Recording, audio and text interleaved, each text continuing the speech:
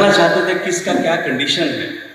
स्वतंत्रता हुआ था, किसी को एडमिनिस्ट्रेटिव का स्किल्स नहीं था, कोई सीएम हमारी तरफ से नहीं थे, कोई एमपी एमएलए उस तरह से काम नहीं करते थे, जो अंग्रेज चाहते थे उसी तरह से काम होता था, अनुभव नहीं था। तो जाकर लोगों से मिलते थे, सुनते थे, समझते थे, फिर पॉलिसी बनाकर उसको इम्प्लीमेंट करते थे। तो शिव शुक्ला जी वो जशपुर नगर का विजिट पे थे और ये 1952 से पहले की बात है। और जब वो गए तो वहाँ पे देखा कि वो जनजाति के क्षेत्र है, जो ट्राइबल्स भी बोलते हैं, हमारे आदिवासी भी कुछ लोग बोलते हैं, हम लोग वनवासी भी बोलते हैं, अलग अलग नामों से बोलते हैं, लेकिन कॉन्स्टिट्यूशन के हिसाब से ये जनजाति है, शेड्यूल्ड ट्राइब, एसटी। तो उन्होंने देखा, उन्होंने काला फ्लैग लेकर उनको बॉयकॉट कर रहे हैं और इंग्लिश में प्लेकार्ड्स था कि रवि शुक्ला गो बैक। तो वहां तक तो उनको समझ में आया, हो सकता है विरोधी दल के लोग हैं और उनको लाइक नहीं करते हैं, दूसरे पार्टी को लाइक करते हैं, तो आइडियोलॉजिकल कुछ हो सकता है।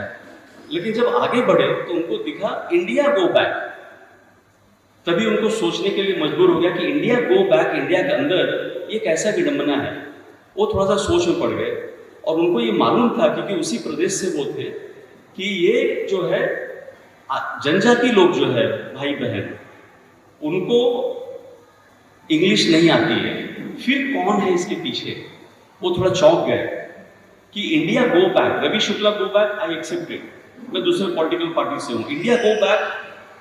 वापस गए अपने कार्यालय में और फिर मंथन किया कि क्या व्हाट वेंट रॉन्ग, क्या चल रहा है वहां पे। तो उन्होंने एक फैक्ट फाइंडिंग टीम का गठन किया और फॉर्चुनेटली उसमें बाला साहब देशपांडे जी, उनका पूरा नाम है रमाकांत देशपांडे, नागपुर के रहने वाले थे और एडवोकेट थे।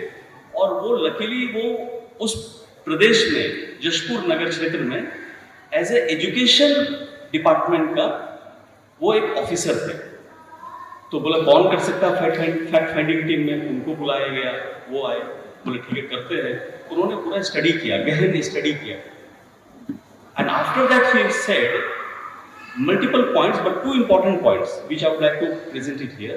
One, he said, lack of Indian value system among those people. And second point, he said, foreign influence of foreign powers among the Janjati. That's why they have been educated like that they don't consider themselves as part of India.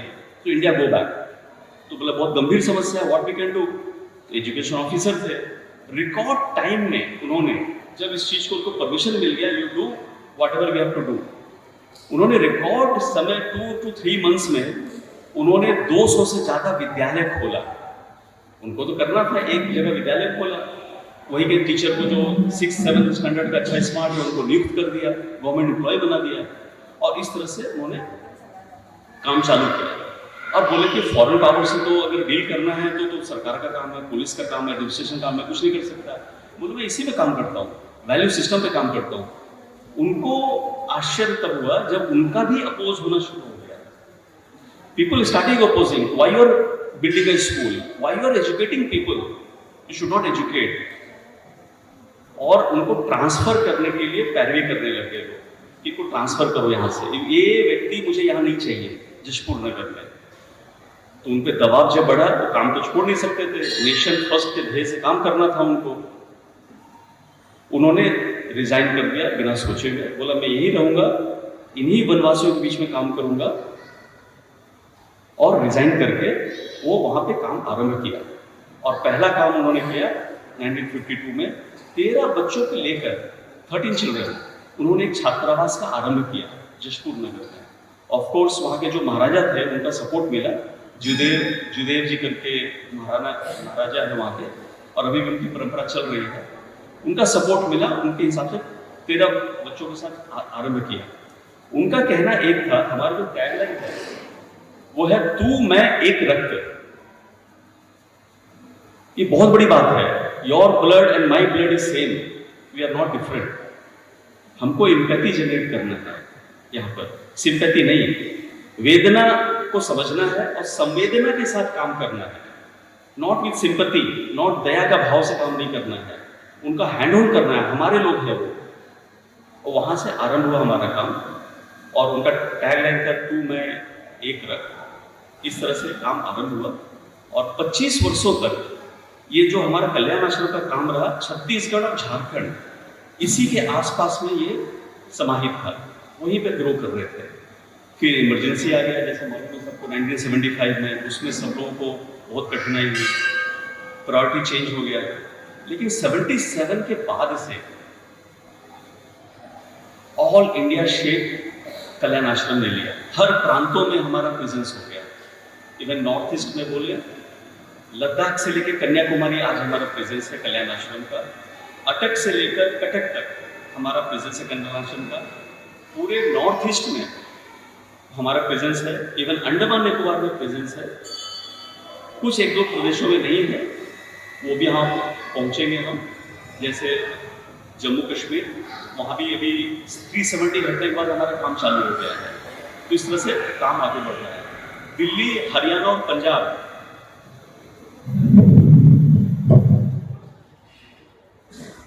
Delhi, Haryana और पंजाब, ये तीन प्रांत ऐसे हैं जहां पर जनजाति नहीं है, लेकिन फिर भी हमारा काम है। और इस तरह से 70s और 80s में हमारा काम बढ़ा, पूरे ऑल इंडिया का शेप लिया। कर्नाटका यूनिट में बना 1989 में, और पहला छात्रावास बना चिपगिरी में, आपके यहाँ से शायद 80-90 किलोमीटर दूर पे है। पहला छात्रावास वहाँ पे बना और काम आरंभ हुआ पूरे भारतवर्ष में काम आरंभ हुआ। और जब हम एज ए कार्यकर्ता, as a volunteer of Vanvasi Kalyan, जब मैं अपने ऑर्गेनाइजेशन को देखता हूँ, आई फील प्राउड। आप लोग आए हैं, आप लोग सपोर्ट करते हैं, आप लोग मेंबर्स हैं, कुछ अधिकारी लोगों से भी मिला, मैं दायित्व भी लिए हुए हैं, स्वामी सर है, बाकी लोग हैं, उधर से भी सपोर्ट करते हैं। तो मैं देखता हूँ ये कल्याण आश्रम एक बरगद का पेड़ है, बनियान ट्री, उस तरह से खड़ा है। And we feel proud that वो बरगद का छाया हम लोगों पे पड़ा हुआ है। 60,000 गांव में, 60,000 विलेजेस में हमारा संपर्क है, वनवासी गांव में। टोटल 1,60,000 के आसपास गांव है, 60,000 के आसपास हम लोग पहुंचे हैं। 60,000 भी गांव में पहुंचना एक बहुत बड़ी बात है, वहां पे पहुंचे हैं। 110 फॉर्मल विद्यालय हम चलाते हैं बच्चों के लिए। अभी पहले चला आ रहा है, जब संसाधन नहीं थे सरकार के पास, तब से चला आ रहा है। 110 स्कूल्स है, लाखों विद्यार्थी उसमें लाभार्थी हैं। 250 छात्रावास है।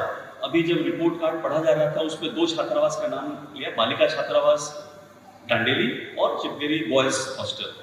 ये दोनों आप लोग सपोर्ट कर रहे हैं, बहुत बड़ी बात है। उसके लिए सबसे जोरदार तालियां आप लोगों से, आप लोग सपोर्ट कर रहे हैं। इस तरह से 250 छात्रावास हमारे हैं। अंडमान बात करें, लद्दाख ऊंचाई पे बात करें, अगर मिजोरम, नागालैंड या अरुणाचल प्रदेश में, वहां पर भी है। डेजर्ट में बात करें, राजस्थान में, अभी मैं ओझा से बात कर रहा था, दरावल घाटा कोटा डिस्ट्रिक्ट में, वहां भी छात्रावास हमारा है। तो हर जगह इस तरह से स्प्रेड किए हैं। 10,000 बच्चे उसमें रहते हैं, उसमें से 3,000 बच्चे जो हैं वो बालिकाएं हैं। 400 नगरों में, जैसे काइगा एक नगर है, वैसे 400 नगरों में हमारा नगर समिति है। तो नगर समिति क्यों है वो भी बताऊंगा, आपकी क्यों आवश्यकता है वो आपको बताऊंगा मैं। इस तरह 400 गांवों में हमारा है काम। 24,000 प्रोजेक्ट्स चलते हैं हमारे। 24,000 प्रोजेक्ट्स में रनिंग इन 13,000 विलेजेस, और कंटिन्यूअस, निरंतरता।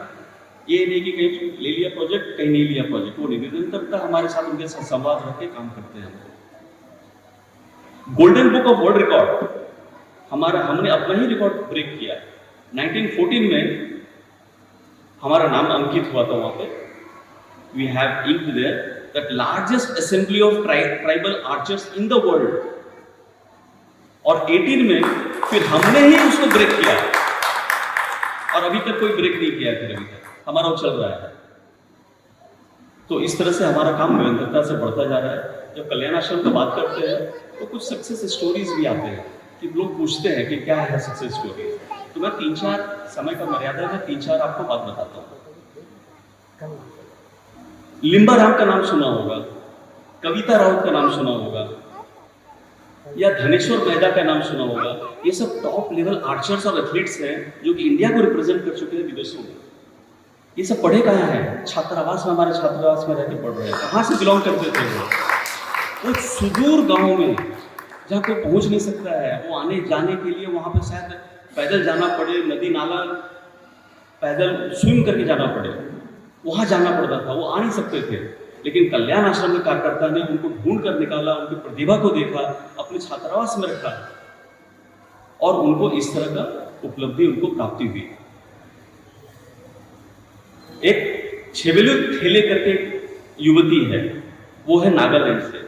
वो वहां से आके हमारे छात्रावास में, रायपुर में छात्रावास वहां पे पढ़ी और वो जो हमारा पैरामिलिट्री फोर्स है वहां की कमांडो बनी, टॉप कमांडो, वो महिला होकर। और इतना ही नहीं, उन्होंने जब कमांडो बनी, उसका शौर्य को देखकर, उसका बाकी चीजों को, प्रतिभा को देखकर सरकार ने, होम मिनिस्ट्री ने बोला she will be the poster girl of women commando. तो हम लोग गर्व होता है कि हमारे ऐसे छात्रावास में हम लोग छात्रों को लेकर आगे बढ़ते हैं और इस तरह से करते हैं। और एक महिला है, युवती है, चकमा ट्राइब से, उनका कोई प्रदेश नहीं है, वो नागालैंड वाले कहते हैं, आप मिजोरम से हो, मिजोरम वाले कहते हैं आप कहीं और के हो, तो इस तरह से चलता रहता है चकमा ट्राइब का। वहाँ की बच्ची हमारे छात्रावास आकर पढ़ती है, वो योगा में रिसर्च करती है, पीएचडी करती है, पूरे विदेशों का भ्रमण करके योगा का प्रचार प्रसार कर रही है आज के डेट में। बहुत सारे बच्चे जो हमारे पढ़े लिखे हैं वो वापस जाकर, जैसे देशपांडे जी ने बोला ना कि lack of Indian value system, वो छात्रावास से मिलने के बाद जब अपने गांव में जाते हैं, सरकारी नौकरी उनको मिलती है, तो सिर्फ वो पढ़ाते नहीं है सब्जेक्ट, लेकिन इंडियन वैल्यू सिस्टम जो होता है उसका प्रचार प्रसार भी कर रहे हैं। माता पिता को रिस्पेक्ट करना, बच्चों को किस तरह से संस्कार देना, हम भारत एक है कैसे करना, जन गण मन कैसे करना, वंदे मातरम हमारा ये सॉन्ग है कैसे करना, ये वैल्यू सिस्टम है। इसको जाकर नॉर्थ ईस्ट में इसको प्रचार प्रसार करना, इस तरह का काम हमारा चल रहा आगे। तो ऐसे कहानियां और सक्सेस स्टोरीज बहुत है। और कर्नाटका में हमारा एक सबल का प्रोग्राम चलता है, उसी तरह से झारखंड में हमारा निर्माण का प्रोग्राम चलता है।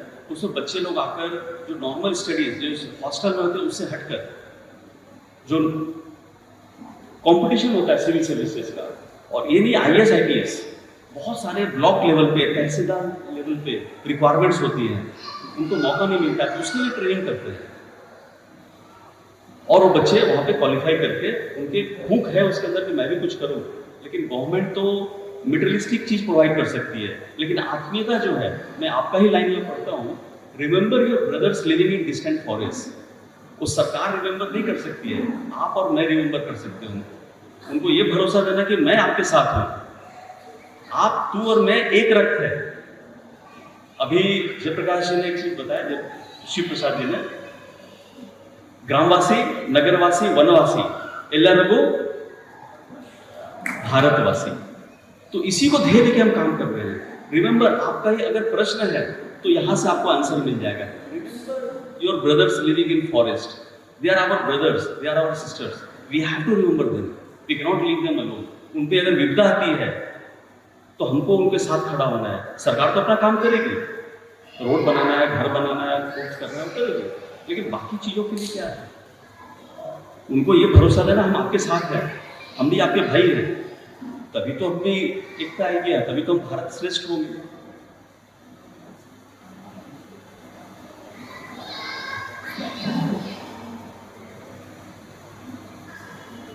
हम लोग सेवा के ध्येय से, अगर यहाँ पे मेंबर्स बैठे हैं तो सबके मन में एक भावना आती है कि हमको सेवा करना चाहिए।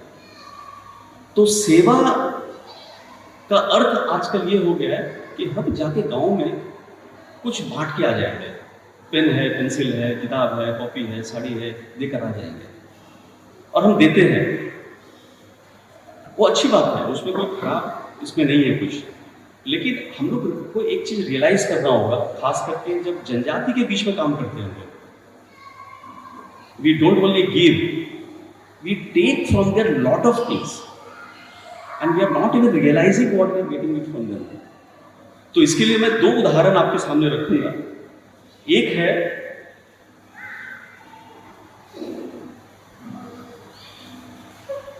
कोरोना का काल था, जब कोरोना आया तो अकेले नहीं आया, उसने साथ में लॉकडाउन को भी लेकर आया।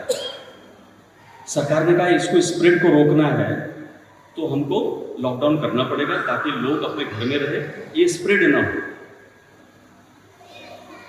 तो बेंगलोर के निवासी जो समिति है उन्होंने निर्णय किया कि भाई 15 दिन हो गया लॉकडाउन का, 20 दिन हो गया लॉकडाउन का, उनको चिंता हुई जो सुदूर गांव में वनवासी लोग रहते हैं हमारे, उनकी चिंता हुई कि वो कैसे रह रहे हैं, उनका सूद बुध लेना है। We have to go and inquire how they are living, what is their condition. उनको चिंता हुई, क्योंकि हमारा काम होता है एम्पैथेटिक नॉट सिंपैथी, वेदना को समझकर संवेदना के साथ काम करना, दया भाव से काम नहीं करना, वो सक्सेस लॉन्ग टर्म नहीं होता है। उन्होंने कहा कि जाकर देखेंगे। तो वो जब जा ही रहे हैं तो कुछ राशन लेके जाते हैं।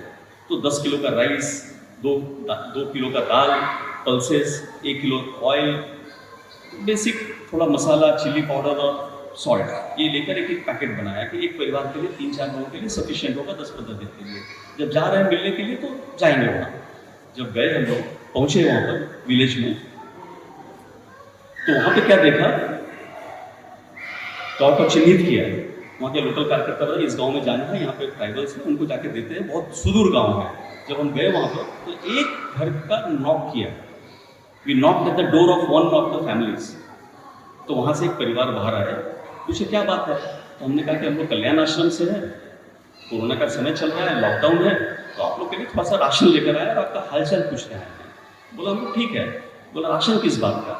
हमने कहा राशन इसलिए ताकि लॉकडाउन है, दुकान बंद है, राशन कुछ मिल नहीं रहा है, कब खुलेगा लॉकडाउन पता नहीं, तो एक 10-15 दिन के लिए मिलने भी आया। बोला नहीं मुझे नहीं चाहिए।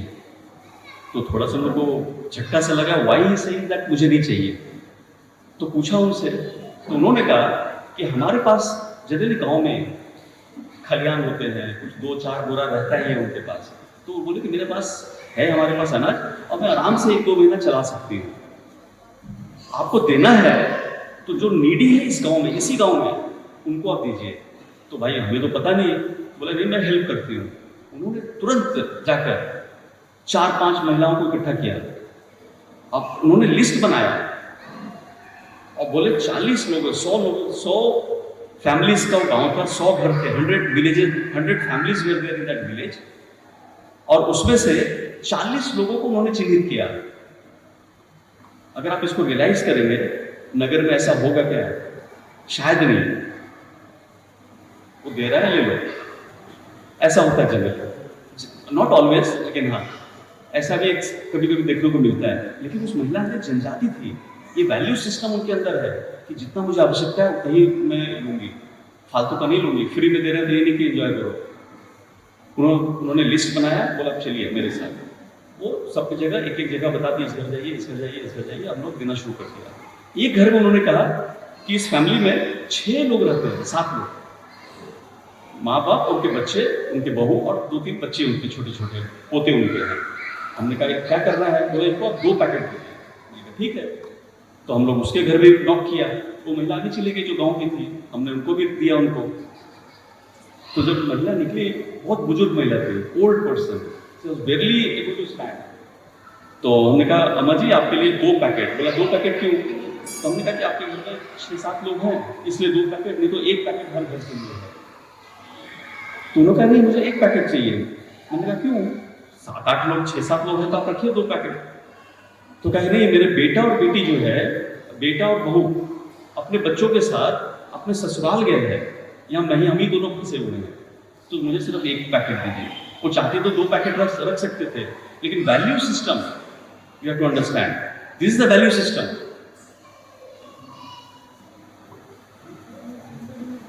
और हम लोग को तो आंखों में आंसू आ गया जब लास्ट वाक्य हुआ उसी विलेज में। ये तीनों वाक्य उसी विलेज में हुआ। All 3 incident happened in the same village.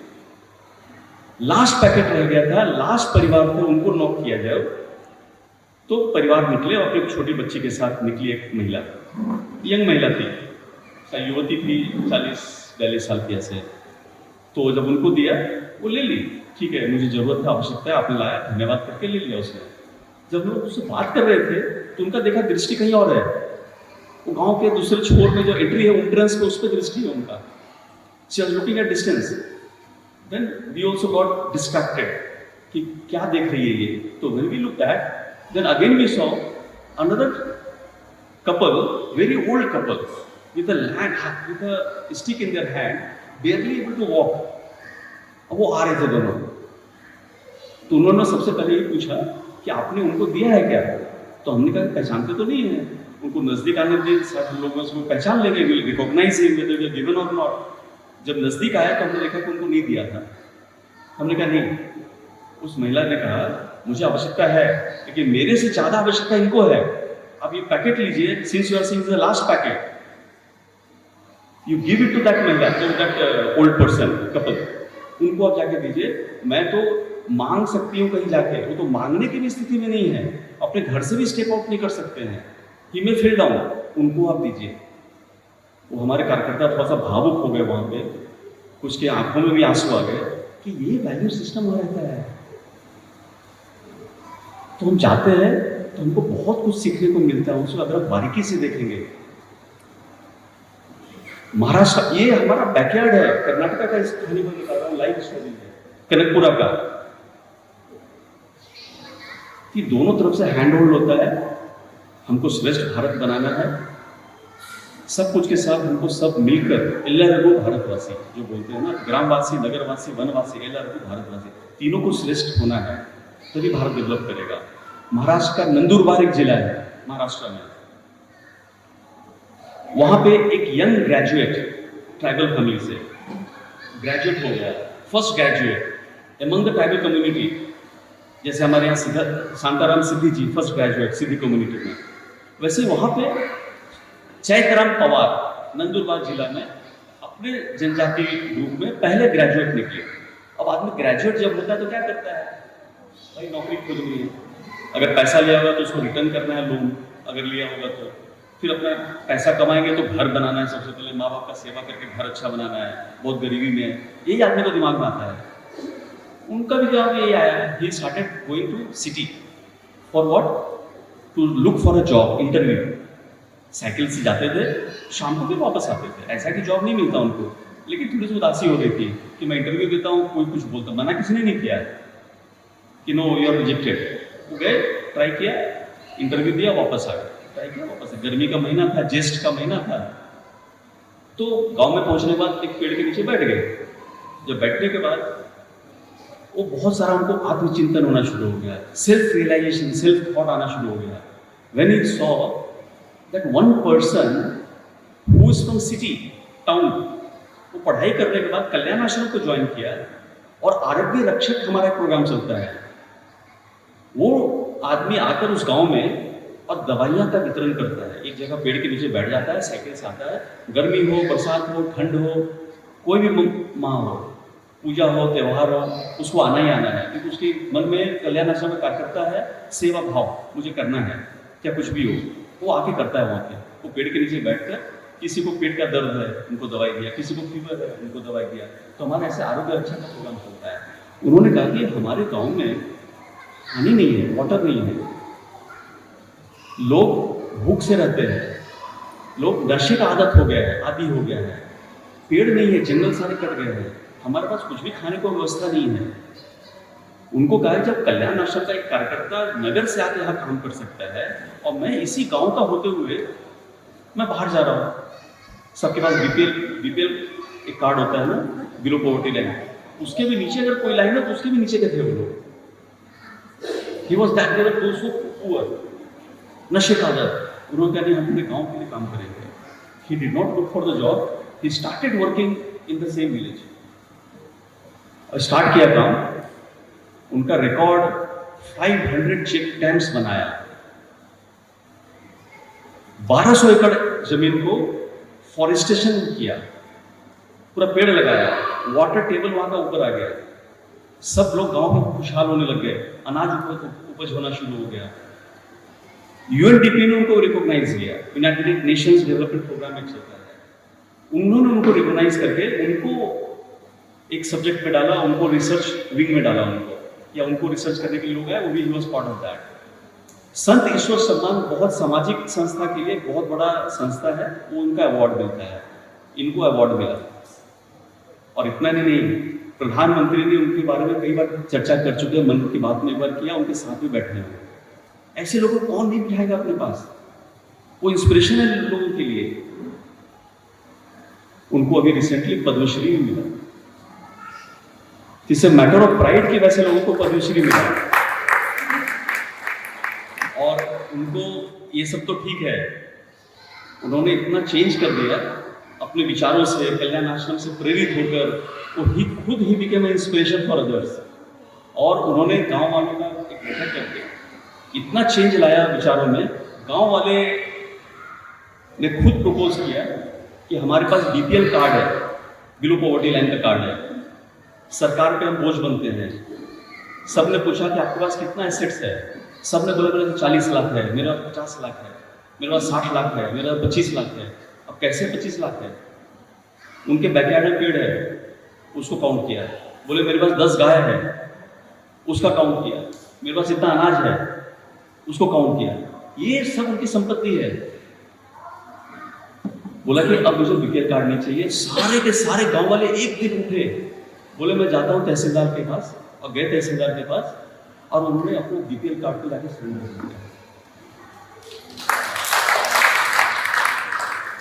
तो ये काम है कल्याण आश्रम का, ये काम है कल्याण आश्रम के कार्यकर्ताओं का, जो जुड़ते हैं वो अपने बन जाते हैं और अपने लिए काम करते हैं। अपने लिए काम करने का मतलब अपने समाज के लिए काम करते हैं। और अक्सर प्रश्न तो आता है ना कि जब हम बात करते हैं कि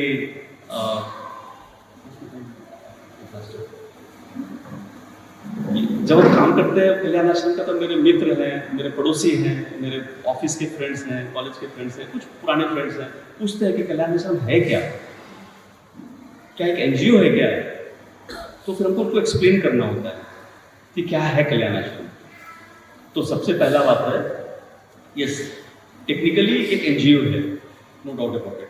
गवर्नमेंट का within the framework of the constitution हमको रजिस्टर करना है, रजिस्टर कराया है। एफसीआर में लेना है, एफसीआर लिया है।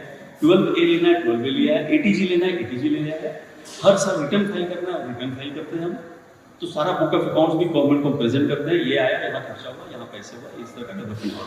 तो एनजीओ है टेक्निकली, लेकिन हम लोग अपने आप को कहते हैं कि यार सोशियो कल्चरल ऑर्गेनाइजेशन, सामाजिक सांस्कृतिक संस्था अपने आप को बोलते हैं।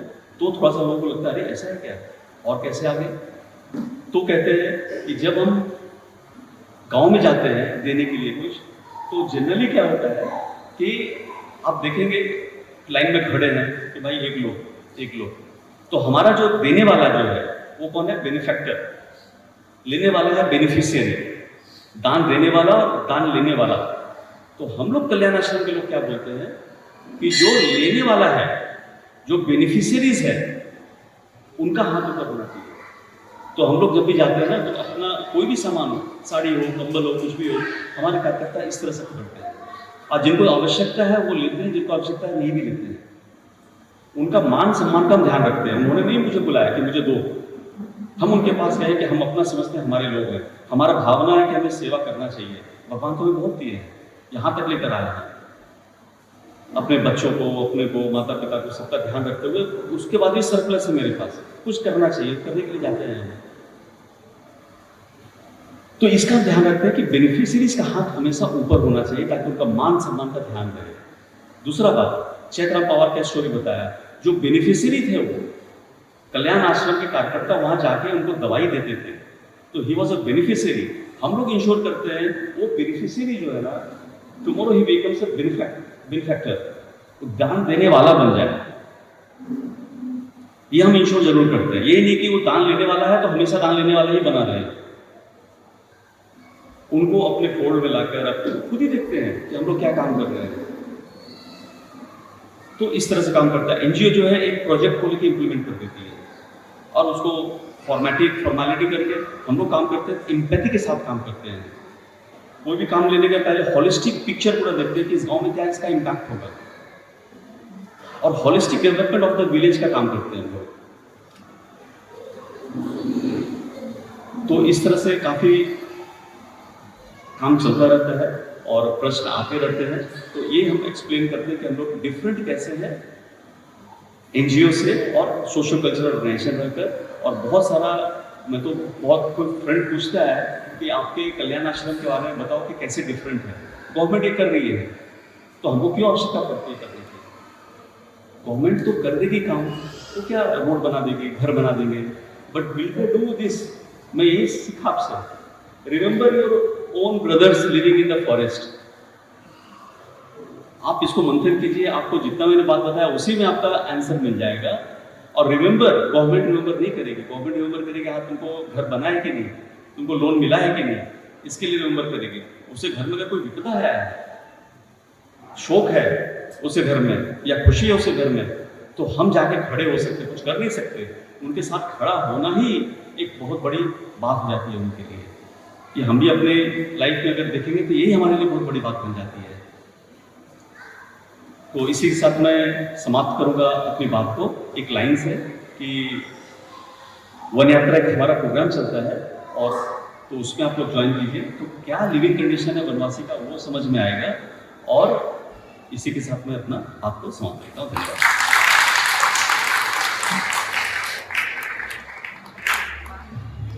धन्यवाद महोदय।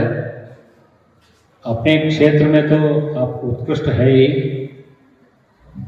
मगर समाज के कार्य में भी आपका योगदान बहुत बड़ा है। आप बहुत दूर से आके हमारे लिए वनवासी कार्यक्रम का एक्टिविटीज़ के बारे में डिटेल बताया और 2-3 केस स्टडीज भी बताया। बहुत बहुत धन्यवाद। अभी हमारा अतिथि श्री मनीष चौधरी जी को मैं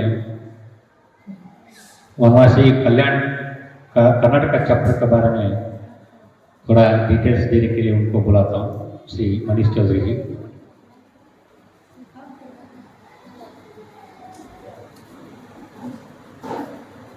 धन्यवाद श्री प्रकाश जी। आप सभी को मेरा नमस्कार। अभी गोपाल जी ने आपको काफ़ी विस्तार में वनवासी कल्याण क्या है ये बता दिया, हम क्या करना चाहते हैं, हम क्या कर सकते हैं, ये सब भी बताया। तो मुझे कुछ अधिक बोलने की आवश्यकता नहीं है, तो मैं सिर्फ कर्नाटका प्रांत का कुछ डिटेल देता हूँ। उसमें एक बात, जैसा कि हम कहते हैं कि ग्रामवासी, वनवासी, नगरवासी, सब भारतवासी, ऐसा ही टेक्निकली बोलते हैं तो कहते हैं कि India is A union of state. India is not union of state, India is union of people.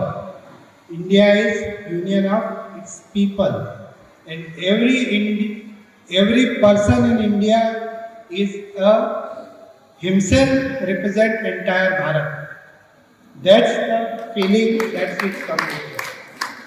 So we should not divide ourselves by prant, language, food, culture, because we are all having part of same culture, same languages, same food in all of us. So that is the feeling that we should work for Vanvasi Kalyan or any other organization or any social work that you want to do, जो आप भी करते हैं, करना चाहते हैं। तो ये एक मेरी अपील है आपसे। सबसे यहाँ आके मुझे हमेशा बहुत खुशी होती है इस जगह पर आके, इस केगा टाउनशिप में आके, क्योंकि ये टाउनशिप एक मिनी भारत रिप्रेजेंट करता है। यहाँ पे हर प्रांत के लोग हैं, हर भाषा के लोग हैं, हर तरह का, आप सभी अलग अलग लैंग्वेज बोलते हैं पर आप एक साथ रहते हैं, एक साथ कार्य करते हैं। तो यह यहाँ आके लगता है कि हमारा पूरे भारत को अगर हम एक साथ देख सकते हैं तो वो भी शायद ऐसा ही दिखेगा। तो इसके लिए आपका बहुत बहुत अभिनंदन है, और यह जान के बहुत ही अच्छा लगता है और मन में बहुत खुशी होती है कि आप लोग 25 वर्षों से वनवासी कल्याणा के साथ जुड़कर कार्य कर रहे हैं, और ऐसी अपेक्षा है कि ये कार्य आप आगे आने वाले 25-50 वर्षों तक करते रहेंगे और उसमें और नए नए लोगों को भी जोड़ते रहेंगे। थोड़ा सा कर्नाटका में हम क्या कार्य कर रहे हैं उसकी मैं जानकारी दे देता हूँ आपको। तो जैसा कि गोपाल जी ने आपको पूरे भारत के विषय में बताया, यहाँ हम कर्नाटका में हमारे करीब 250, जिसे हम मने पाठशाला केंद्र कहते हैं, वह है 250 अलग अलग गांवों में, इससे अधिक हैं। हमारे 8 छात्रावास है, 8 हॉस्टल्स अक्रॉस कर्नाटका। 2 का नाम बताया गोपाल जी ने आपको, चिपकेरे और डांडेली। उसके अलावा आपके पास में कुमटा में हमारा एक छात्रावास है, येल्लापुरा में हमारा एक छात्रावास है, मैसूरू में है, सुलिया में है, गुंडलपेटे में है, और मैसूर में एक और नया छात्रावास भी है, यादगिरी में है। ऐसा हमारा 8 छात्रावास है। 2 बालिकाओं के लिए है, 6 बालकों के लिए। टेलरिंग सेंटर है 15 हमारे अलग अलग जगह पर। कंप्यूटर सेंटर है 2, जहाँ पे स्किल ट्रेनिंग दी जाती है। 2 स्पोर्ट्स सेंटर है, तो जहाँ हमें खेल को बढ़ावा देने के लिए जो खेल, तो इस साल वर्ष आपको जान के बहुत प्रसन्नता होगी कि कर्नाटका, जहाँ पर जिसका नाम आर्चरी के लिए नहीं जाना जाता, यहाँ के खिलाड़ियों ने इस वर्ष जो हमारी अखिल भारतीय आर्चरी प्रतियोगिता हुई थी, उसमें गोल्ड मेडल यहाँ के खिलाड़ियों ने प्राप्त किया। और ये हमारे आप सभी के कंट्रीब्यूशन और हमारी एफर्ट का परिणाम है कि आज वो ये कर पाए। और हम चाहते हैं कि आगे और नए नए खिलाड़ी से जुड़कर आगे नेशनल और इंटरनेशनल लेवल पर जा सकें। इसके अलावा हमारे 3 मोबाइल क्लिनिक हैं।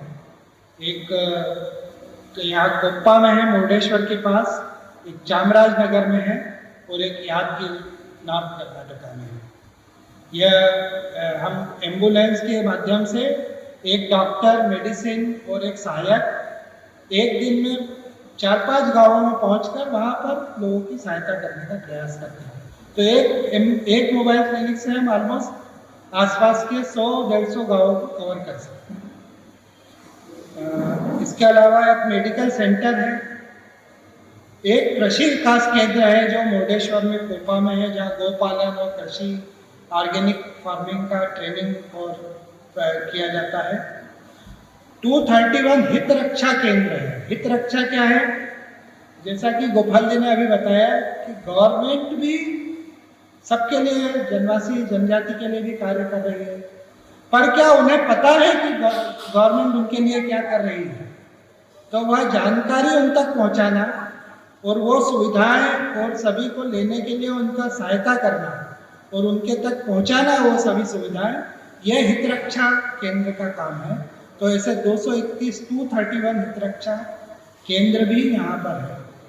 इसके अलावा हमारे यहाँ करीब 85 फुल टाइम वर्कर्स हैं, 26 नगर समिति है, जिसमें कुछ महिला समिति है और कुछ मिक्स है। ऐसा 26 अलग अलग नगरों में हमारी समिति है, जिसमें से कैगा भी हमारी एक महत्वपूर्ण और एक one of the most active and continuously working समिति है। तो यह कुछ जानकारी है हमारे इसके कर्नाटका प्रांत के कार्य के बारे में। तो आप सभी से यह आह्वान है कि आप इसमें अधिक से अधिक लोगों को जोड़ें, तन मन धन जिस प्रकार से वो जुड़ना चाहते हैं उस तरह से जोड़ें। हमारे कार्यकर्ताओं में, ज्योग्राफी में यानी भूगोल में, और हम क्या क्या कार्य कर सकते हैं सभी आयामों में उसका विस्तार करें कि हम अभी जो 60,000 गाँवों में हैं वो हम 1,60,000 गाँवों में पहुंच सकें। और ये सभी आपके सहयोग से ही संभव है। यह कहकर मैं अपनी बात को विराम दूंगा। बहुत बहुत धन्यवाद।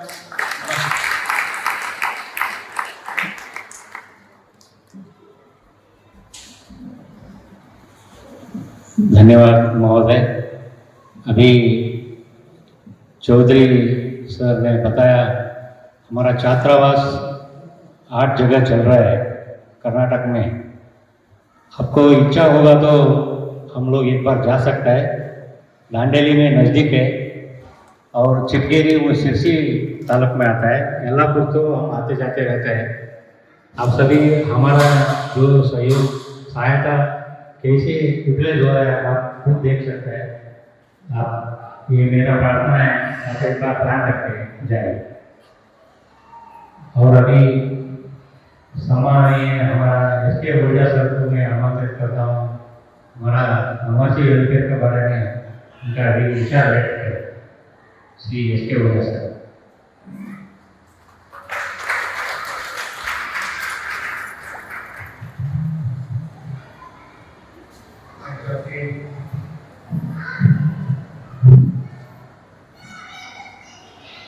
श्री स्वामी, श्री गोपाल केसरी जी, श्री मनीष चौधरी जी, श्री कृष्णा जी, हमारे कलीग्स, इनके परिवारजन, देवियन, अभी सभी को नमस्कार, गुड इवनिंग। अभी जैसा गोपाल केसरी जी ने इतना विस्तृत रूप में बताया कि बनवासी कल्याण परिषद क्या है, कैसे काम करता है। मैं राजस्थान में था, मैं राजस्थान में 2 बार इस हॉस्टल में जा चुका हूँ। वहाँ जाने के बाद देखने महसूस होता है, हम सब लोग यहाँ जितने लोग होंगे, मोस्टली मेरे को लगता है 90% हम सब उसी बैकग्राउंड से लोग, जिनका बेस विलेज में होगा। बहुत कम लोग होंगे जो कि पूरे सिटी से सेटल होंगे। आप विलेज में रहते हैं तो विलेज का एक अलग स्टाइल होता है काम करने का, जो अभी यहाँ लोग आपस में मिलजुल के रहते हैं। जो शहर के हों उसको मैं उनके बारे में बात नहीं कर रहा हूँ, क्योंकि वो ऐसा नहीं कि वो मिलजुल के नहीं रहते होंगे, लेकिन जो गांव में देखने को मिलता है वो मिलजुल के रहते हैं, एक दूसरे का सुख में दुख में साथी में। अभी हम सब जहाँ से आए हैं इतने सक्षम हैं या इतने रहे कि हमको सब सुविधाएं मिलती हैं। मैं बनवासी कल्याण परिषद में गया, वो बच्चे को देखा। वो बच्चा सुबह में जाके पास में था अपने फादर के, उसको प्रॉब्लम थी, फादर को स्वस्थ नहीं थे, अपने कुछ काम करके फिर पढ़ाई करता था, खेल में भी था। वो लड़का बड़ा अच्छा कर रहा था, उसको बताया गया कि लड़का अच्छा कर रहा है और ये कंपटीशन भी दे रहा है, कहीं पे हुआ भी था। जैसे कि अभी गोपाल केसरी जी ने बताया कि जो लोग इधर से निकले, बहुत सारे लोग जैसे उन्होंने बताया कि वो सेवा भाव में फिर से लगे। तो हम सब हैं, ह्यूमैनिटी होनी चाहिए, हम सब ह्यूमन बीइंग। और दान देने से और अपने देने से, दान क्या, दान नहीं देते हम, देने से कोई चीज़ कम नहीं होता है, वो बढ़ता ही है। जैसे आप सबने सुना होगा कि विद्या को जितना बांटते हो उतना नॉलेज आपका बढ़ता है। उसी तरह से आप सबने वेदांता के मिस्टर अनिल अग्रवाल का नाम सुना। ही स्टार्टेड हिज कैरियर बहुत ही हम्बल बैकग्राउंड से किया। He is from Bihar. उन्होंने अपनी मौसमी संपत्ति दान में दे दी और अभी भी जो है भी आप ऐसे हम्बल, कितने हम्बल रहते हैं। तो जो लोग जनजातीय क्षेत्र का जैसे बात बता रहे थे गोपाल केसरी जी, उनके देख के लगता है कि वो लोगों को जरूरत है। जैसे अभी एक एग्जाम्पल दिए गए कि गए किसी गांव में जो जरूरत नहीं था उन्होंने नहीं लिया। अभी आप सबको देखा होगा बहुत सारे 200 यूनिट बिजली फ्री है, everybody is taking, whether that is capable और not capable, everybody is taking. ये केजरीवाल जी ने बांटा तो सबने लेना चालू कर दिया, सब ले रहे हैं, जबकि इसमें जो नीडी है उसको गवर्नमेंट की बहुत सारे स्कीम है, जैसे बहुत सारे जैसे एजुकेशन अवेयरनेस बहुत जरूरी है। लोगों को मालूम नहीं कि हमारे को क्या क्या मिलता है, क्या नहीं मिलता है। हमें जितना मिल पाए, जितना हो पाए, हो सकता है हम समय नहीं दे पाए, हम दूसरे तरह से हम उसको फाइनेंशियली अगर हम कर सकते हैं तो हम लोगों के, हम अगर एक के जीवन में भी कुछ अच्छा कर पाते हैं तो इससे बड़ा मतलब हैप्पीनेस मेरे को तो नहीं लगता है कि एटलीस्ट एक आदमी को आप पैरों पर खड़ा कर पाते हो। तो हम सबको मिलकर कुछ न कुछ सहयोग करना चाहिए और आप सब लोग कर भी रहे हैं जैसे कि बताया गया। तो हमें हमेशा ये बोलना चाहिए कि हम सब, भले आप बोले कि ये फला साहब है, फला साहब है, we are all human being. तो हमें ह्यूमैनिटी पे ध्यान करना है। ह्यूमैनिटी अभी क्या होता है, जब आप देखेंगे कि कोई एक्सीडेंट हो गया, एक्सीडेंट में ज़्यादातर कैजुअलिटी होती है because they are not being treated in a time, उनको कोई लेके नहीं जाता है। तो हम सब ये एक दूसरे की हेल्प करेंगे तो सोसाइटी भी आगे बढ़ा, देश भी आगे बढ़ा। देश में केवल हमारी ग्रोथ से देश आगे नहीं बढ़ेगा, इंक्लूसिव ग्रोथ होगा तभी देश आगे बढ़ेगा। आज आप सबने सुना होगा कि देश में जीडीपी तो बढ़ रही है, लेकिन अमीर और करीब की बीच के जो डिस्टेंस है वो थोड़ा ज़्यादा वाइडन है। और ये लोग जो होते हैं जनजातीय क्षेत्र के लोग होते हैं, आप जब इनसे मिलेंगे ये बहुत ही अच्छे लोग होते हैं। और वो जैसे अभी एग्जाम्पल दे के बताया कि वो जितना जरूरत होता है उतना ही मांगते हैं, वो ऐसे नहीं मांगते कि हाँ आप उनको ये भी दे दो, उनकी कोई बहुत ज़्यादा इच्छाएं नहीं होती। और नेचर को वो लोग कितना कंजर्व करके रखते हैं। अभी वो मन में रहते हैं, मन में रहते वो बहुत कुछ कर सकते हैं, कि जो नेचर के प्रति है, जो वहाँ के एनिमल्स हैं, जो वहाँ के इकोसिस्टम है, उसको प्रिजर्व करते हैं। अभी ऑलरेडी काफ़ी कुछ बातें हो गई, हम सबको जितना इसमें हेल्प करना चाहिए कि हमारे भाई वहाँ पे भी रहते हैं, हमें उनका भी ध्यान रखना चाहिए और हम उनके लाइफ में कुछ अच्छा करें, कुछ उनको आगे बढ़ने में हेल्प कर सकते हैं, वो करना चाहिए। Thank you.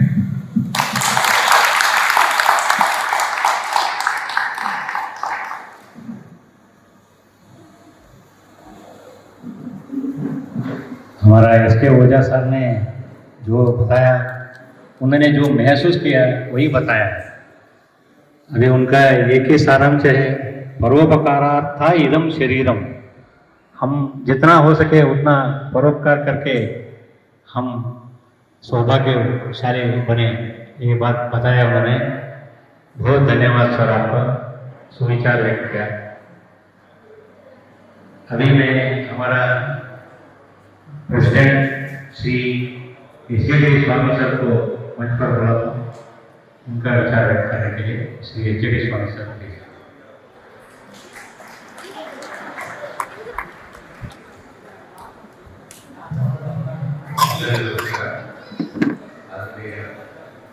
Gopal ji, Malaysia ji, Patala ji, and my good friend Oja, leader and ಮತ್ತು ಭಗಿನಿಯರೇ, ಮಕ್ಕಳೇ, ಇವತ್ತು ಒಂದು ದಿನ ಒಂಥರ ತುಂಬ ಖುಷಿಯಾಗ್ತಿದೆ. ಯಾಕಂತಂದರೆ ನಾವು ಇಲ್ಲೆಲ್ಲ ಸ್ಪೀಕಿಂಗ್ ಕನ್ನಡ ಅನ್ಸುತ್ತೆ, Kannada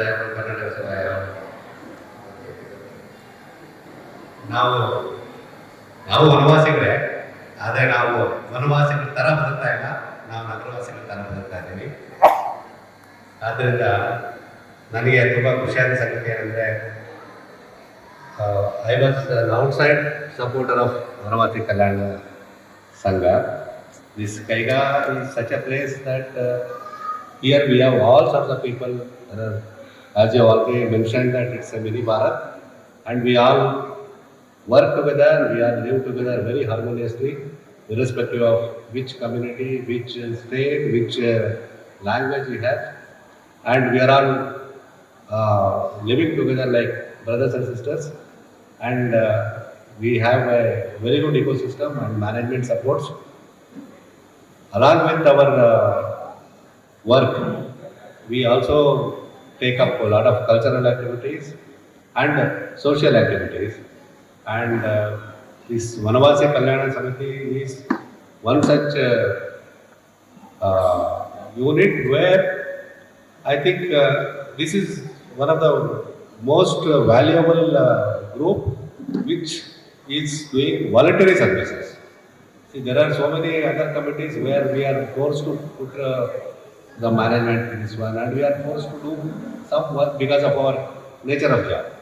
This Samiti is not like that. All the people who have gathered here, more than 100 people have come along with families.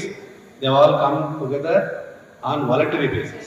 This shows that we are all at Kaiga, we are all very responsive to the welfare of our brothers and sisters who are slightly unprivileged than what we are. So ನನಗೆ ತುಂಬ ಖುಷಿ ಆಗ್ತಿದೆ. ಈಗ ಗೋಪಾಲ್ಜಿ ಅವರ ಭಾಷಣ ಕೇಳಿಬಿಟ್ಟು ಭಾಳಷ್ಟು ಮಾಹಿತಿ ತಗೊಂಡ್ರು. ಇದನ್ನೆಲ್ಲ ನಾವು ಇನ್ಸ್ಪಿರೇಷನ್ ಅಂತ ತಗೊಳ್ತೀವಿ. We take this as inspiration and we have very good management team, mister Ojha and all our side directors, association directors, union members, everybody is, see we are all here to do some seva, because most of us are I have spent here for almost more than 25 years, and it's our time to give back to the society what we have taken from the society. And for your information, sir, most of us have started we have all studied in villages. Most of them, not to mention about next generation, our children and all, they are in a better position. We are all.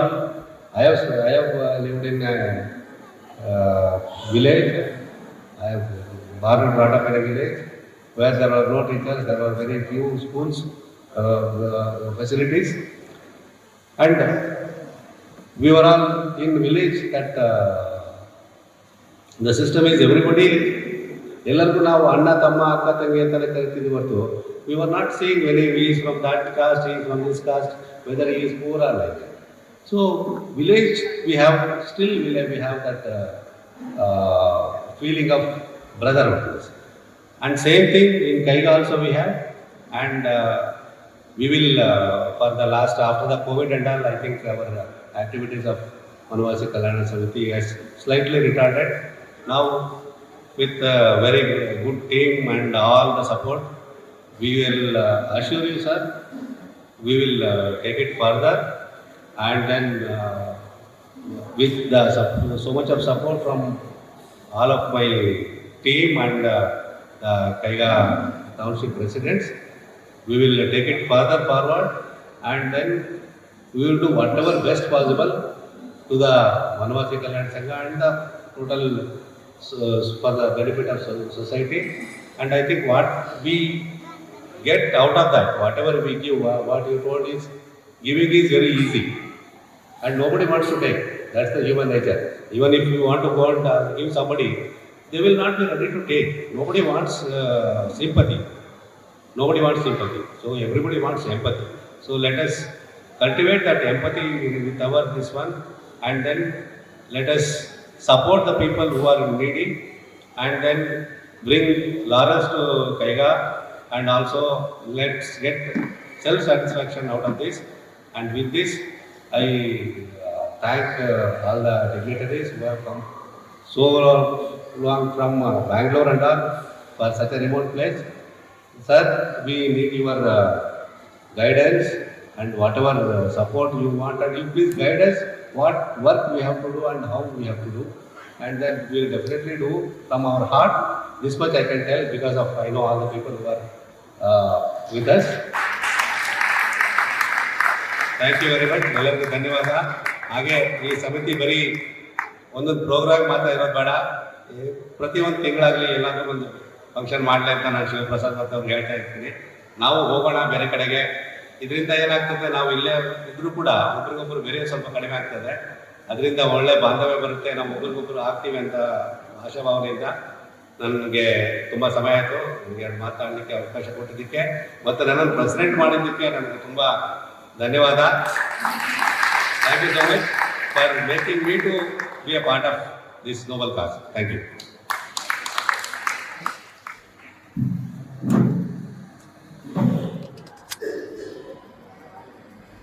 ತುಂಬು ಹೃದಯದ ಧನ್ಯವಾದಗಳು sir ತಮಗೆ. Swamy sir ನಾವು first day meet ಮಾಡ್ಲಿಕ್ಕೆ ಹೋದಾಗ ಅವರು president ಆಗಬೇಕು ಅಂದಾಗ, ಇಲ್ಲಪ್ಪ ನನ್ನ ಕೈಲಿ ಆಗೋದಿಲ್ಲ, ನಾನು ಆಲ್ರೆಡಿ ನೋಡಿದ್ದೀನಿ ಅಂತ ಹೇಳಿದ್ವಿ. ನಾವು ಆಮೇಲೆ ಸ್ಲೋಲಿ ಹಾಗೆ ಆ್ಯಕ್ಟಿವಿಟೀಸ್ ಬಗ್ಗೆ ಹೇಳ್ತಾ ಹೋದಾಗ ಅವರಿಗೆ ತುಂಬ ಇಷ್ಟ ಆಯಿತು. ಕೊನೆಗೆ ಹೋಲ್ ಆಟಾಡ ಹೇಳಿದ್ರು, ಮಾಡಣ್ರಿ ಆಗ್ತೀನಿ ನಾನು. ಆಮೇಲೆ ಅವ್ರು ಮಾತಾಡಿದ್ರು, ನೀವು ನೆಕ್ಸ್ಟ್ ಡೇಟ್ ಬರುವಾಗ ಒಂದು ಆ್ಯಕ್ಷನ್ ಪ್ಲಾನ್ ತೊಗೊಂಡ್ಬರ್ಬೇಕು ನಮ್ಮ ಜೊತೆಗೆ, ಸುಮ್ಮನೆ ಕೈ ಇಸ್ಕೊಂಡು ಬರಬೇಡಿ, ಕೈ ಇಸ್ಕೊಂಡು ಹೋಗಬೇಡಿ.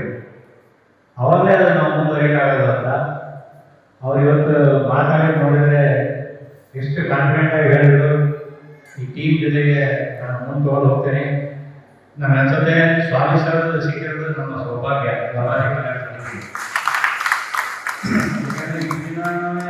ಒಳ್ಳೆ ಪ್ರೆಸಿಡೆಂಟ್ ಇದ್ರು, ಆದರೆ ಈಗ ಅವರು ಪಬ್ಲಿಕ್ ಅವೇರ್ನೆಸ್ CSR ಇರೋದ್ರಿಂದ ಅವ್ರ ಹತ್ರ ತುಂಬ ಪವರ್ಸ್ ಇದೆ, ಮತ್ತೆ ಕೆಪಾಸಿಟಿ ಇದೆ. ನಮ್ಮ ಒಂದು ವಿಸ್ತಾರ ಒಂದು ಸುವರ್ಣ ಯುಗಕ್ಕೆ ಹೋಗ್ಬೋದು ಅಂತ ನಾನು ಹೇಳಬಯಸುತ್ತೇನೆ. ಹಾಗಾಗಿ ಸ್ವಾಮಿ ಸರ್ಗೆ ತುಂಬ ಧನ್ಯವಾದಗಳು. ಬಂಬಾಸಿ ಕಲ್ಯಾಣ ಸಮಿತಿ ಪ್ರೆಸಿಡೆಂಟ್ ಆಗಿದ್ದೀನಿ. ಹಾಗೆ ಮತ್ತು ಒಳ್ಳೆಯ ವಿಚಾರವನ್ನು ವ್ಯಕ್ತಪಡಿಸಿದರು. ಈಗ ಮುಂದೆ ಎಲ್ಲರೂ ಇಲ್ಲಿ ನಮಗೆ ಸಹಾಯ ಮಾಡಿದಂಥವರಿಗೆ ಅತಿಥಿಗಳಿಗೆ ಆಭಾರ ಮನ್ನಣಾ ಕಾರ್ಯಕ್ರಮ ಇರುತ್ತೆ. ನಾನು ಶ್ರೀಯುತ ಉಪಾಧ್ಯಾಯ ಅವರಿಗೆ ಕರೀತಾ ಇದ್ದೇನೆ. ಅವರು ಬಂದು ಆಭಾರ ಮನ್ನಣಾ ವ್ಯಕ್ತಪಡಿಸ್ತೀವಿ.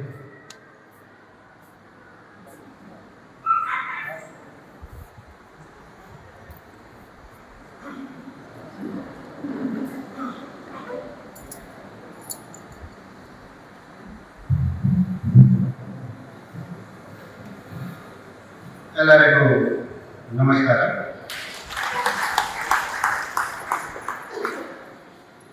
इस मंच पर मंचा से सुनील कुमार ओझा सर,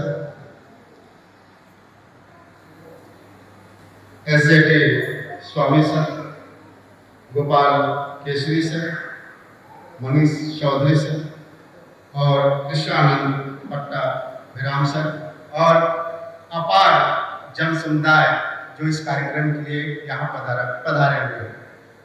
मैं अपने सनातन के एक मंत्र से बात की शुरुआत करूंगा, जिसमें कहा गया है कि अष्टादश पुराणेषु व्यासस्य वचनं द्वयम्। अष्टादश पुराणेषु व्यासस्य वचनं द्वयम् परोपकारः पुण्याय पापाय परपीडनम्। दूसरों के परोपकार से पुण्य मिलता है और दूसरों को पीड़ा देने से जो है पाप का भागी बनते हैं। तो वनवास कल्याण आश्रम हमें परोपकार का अवसर प्रदान करता है और हम सभी को जो है पुण्य कमाने का अवसर भी प्रदान कर रहा है। इसके लिए हम वनवासी कल्याण आश्रम का हृदय पूर्वक धन्यवाद ज्ञापन करते हैं। SK ओझा सर जो काफी व्यस्तम और अपने व्यस्तम समय में से समय निकाल करके हम सबके बीच में हम सभी को इस नेक कार्य से जुड़ने के लिए प्रेरित करने के लिए हम सबके बीच में आए, स्वयं आए और मैडम ओझा जी को भी लेके आए। उसके लिए हम ओझा सर को और मैडम ओझा दोनों लोगों को जो है हृदय से आभार व्यक्त करते हैं। SJT स्वामी सर जो न केवल एक उत्कृष्ट वैज्ञानिक है बल्कि एक कुशल समाज सेवी है। कैगा में आप जहां कहीं भी समाज सेवा का कार्य हो रहा है, साहब का पद छाप जो है, पद चिन्ह जो है वहां पे जरूर होते हैं। इस कार्यक्रम में भी उन्होंने वो न केवल आए बल्कि जो है कैगा की तरफ से वनवासी कल्याण आश्रम को सहयोग देने के लिए हम सबका नेतृत्व करेंगे। इसके लिए हम SJT स्वामी सर का हृदय से जो है आभार व्यक्त करते हैं, धन्यवाद देते हैं। गोपाल केसरी सर, आप बंगलोर से चलकर हम सभी को परोपकार के द्वारा पुण्य अर्जित करने का साधन बताया।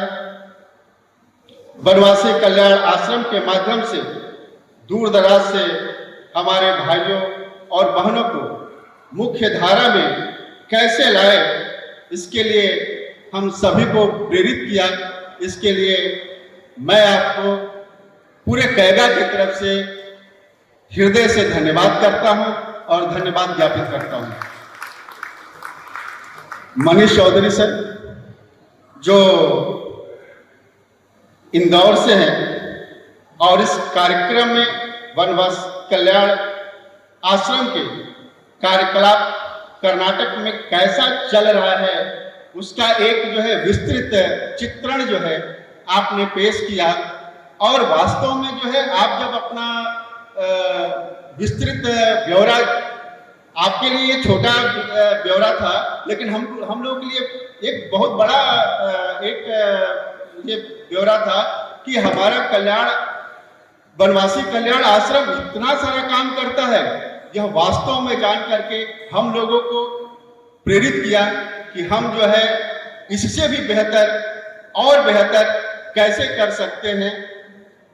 इसके लिए हम सभी जो है प्रेरित हुए। इसके लिए आपको हृदय से धन्यवाद ज्ञापन ज्ञापित करते हैं। कृष्णानंद पट्टाभिरामन सर, आपके नाम में ही गोपाल है, और गोपाल गो सेवा के बिना कैसे रह सकता है। जहां गोपाल है वहां गो है। तो हमारे कृष्णानंद पट्टाभिरामन सर जो गो सेवा के लोक कल्याण कार्य से जुड़े हुए हैं, गायों की सेवा के माध्यम से समाज की सेवा करते हैं। हम आपको भी जो है उतनी दूर से इस कार्यक्रम की शोभा बढ़ाने के लिए आने के लिए हृदय से धन्यवाद ज्ञापित करते हैं। ये सारा कार्यक्रम बनवास कल्याण आश्रम को आगे बढ़ाने की हो, क्या ये आप लोगों के बिना संभव है क्या? बिल्कुल नहीं है। तो अपार संख्या में उपस्थित हमारे बनवासी कल्याण आश्रम के हितार्थी, जिसके बिना इस नेक कार्य को पूरा करना शायद असंभव है, अपना बहुमूल्य समय निकालकर यहाँ पे आए।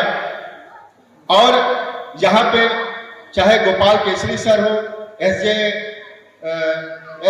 स्वामी सर हो, चाहे बनवास कल्याण समिति बनवासी कल्याण आश्रम के लिए कार्य करने वाले लोग हैं, आपकी संख्या देख करके इन लोगों को जरूर जो है एक बल मिला होगा कि हम जो है अपने दूर दराज वन क्षेत्र में बसे हुए लोगों के कल्याण के लिए और अधिक से अधिक जो है कार्य कर सके।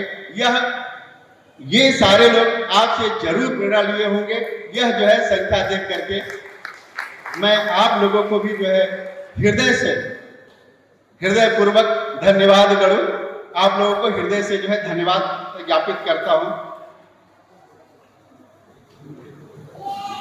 अंडियप्पन महोदय, आपने आज के इस भोजन प्रसाद का व्यवस्था किया है, अन्नदान महादान। आप इस महादान के लिए मैं जो है आपको हृदय से धन्यवाद व्यक्त करता हूं। हृदय पूर्वक धन्यवाद करूं। रामलिंगेश्वर समिति और इसके सभी कर्मठ जुझारू कार्यकर्ता और उसमें से भी उल्लास नायक, जिन्हें आप सुबह 6 बजे आए मंदिर, या शाम को जो है 8 बजे 10 बजे मंदिर बंद होने से पहले आए, आप इनको जो है निस्वार्थ भाव से सेवा करते हुए आप पाएंगे। उन्होंने भी जो है इस कार्यक्रम को सफल बनाने में अपनी महती भूमिका का निर्वहन किया। इसके लिए हम पूरे रामलिंगेश्वर समिति को जो है हृदय से धन्यवाद ज्ञापित करते हैं।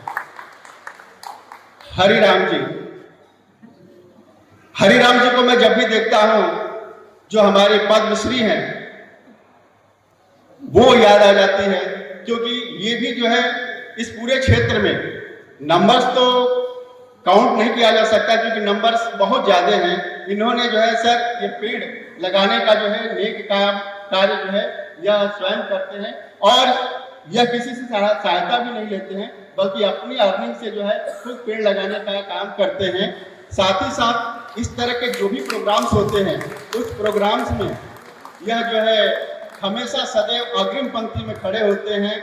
कभी हम लोगों की वीडियोग्राफी, जो आज के बाद शायद हम इनसे मांगेंगे कि हमारा थोड़ा वीडियो दे दीजिएगा, तो आपके पेड़ लगाने जैसे नेक कार्य, इस तरह के कार्यों में अग्रणी भूमिका निभाने के लिए मैं आपको हृदय से जो है धन्यवाद ज्ञापित करता हूं। वे सभी लोग जिन्होंने इस कार्यक्रम को सफल बनाने में अपनी महती भूमिका का निर्वहन किया है, आप सभी को मैं हृदय से आभार व्यक्त करता हूं, धन्यवाद ज्ञापित करता हूं। और एक संकल्प मैं आप लोगों के साथ जरूर दोहराना चाहूंगा कि यह एक नेक काम है। आइए इस नेक काम से जुड़े, पुण्य के भागी बने, अपने देश के सबसे निचले पैदान पे खड़े उन भाइयों को जो है मुख्य धारा में जोड़े। उसके लिए हम और आप दृढ़ संकल्पित हो, आगे बढ़े, कदम से कदम बढ़ाए और सफलता जरूर मिलेगी, इसमें कतई जो है शक नहीं है। इन्हीं शब्दों के साथ आप सभी का, यहाँ उपस्थित लोगों का धन्यवाद ज्ञापित करते हुए मैं अपनी वाणी को विराम देता हूँ। जय हिंद, जय भारत।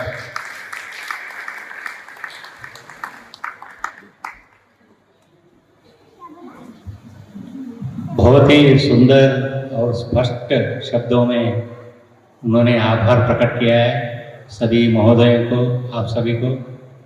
मैं हृदय से उपाध्याय सर को आभार व्यक्त करता हूँ। धन्यवाद sir.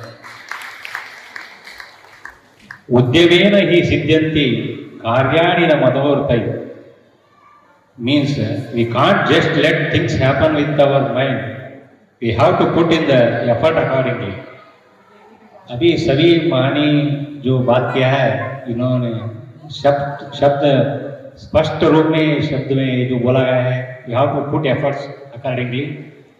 So all are putting efforts, we will succeed furthermore to help our brothers and sisters. अभी हम वंदे मातरम गाने के लिए सभी खड़े हो जाएंगे। श्रीमती मानसा सुब्रमण्य भागवत जी ने गाएंगे वंदे मातरम। श्रीमती मैडम सुब्रमण्य भागवत जी आइए।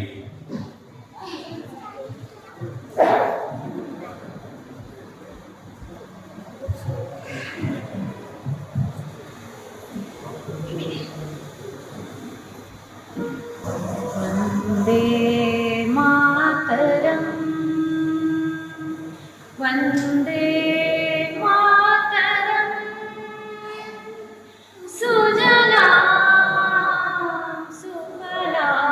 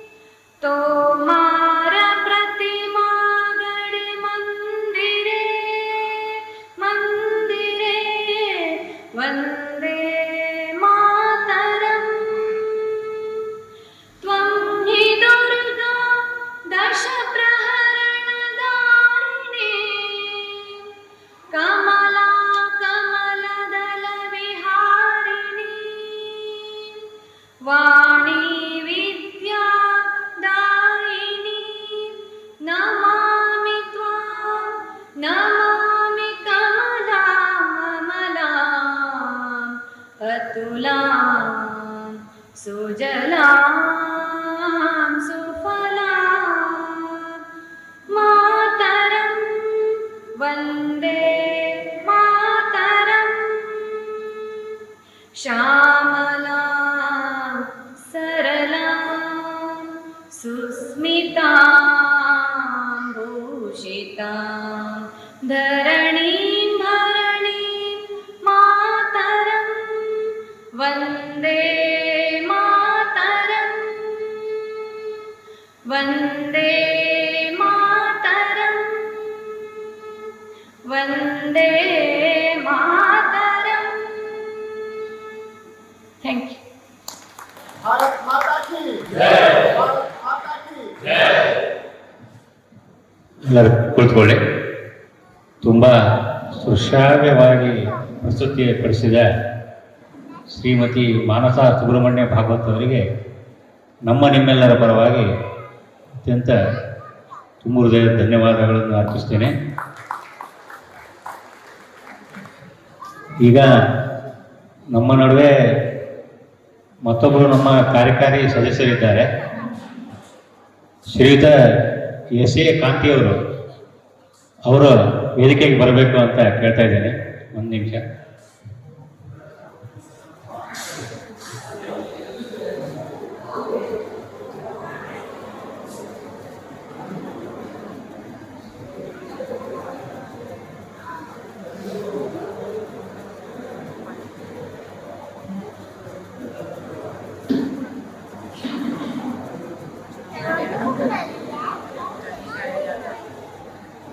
ಕಾಂತಿಯವರು ಬರಬೇಕು.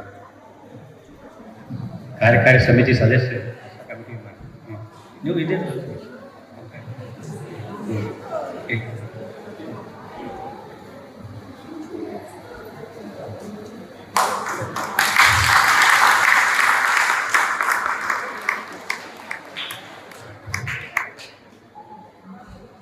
ಧನ್ಯವಾದಗಳು. ಈಗ